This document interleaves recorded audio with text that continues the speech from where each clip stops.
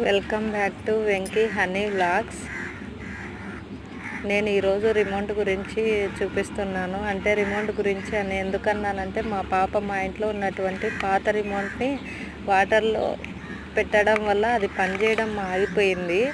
కానీ పిల్లలకి ఇది పనిచేయడం లేదు, టీవీ రావడం లేదంటే ఇంకా మారం చేస్తారు కదా టీవీ పెట్టమనేసి.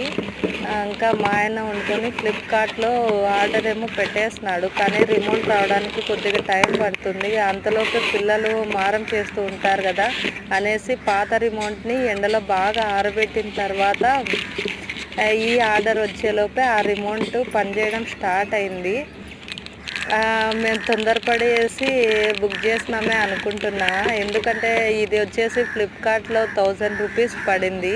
అంటే 1000 రూపీస్ మనం లాస్ అయినట్టే కదా. అలా కాకుండా నాలాగా తొందరపడకుండా ఓసారి పాతవి వర్క్ అవుతాయో లేదో చూసి బుక్ చేసుకునేది మేలు. మీరు కూడా ఇలా ట్రయల్ చేసి ఉంటే కామెంట్ బాక్స్లో కామెంట్ చేయండి. Please subscribe.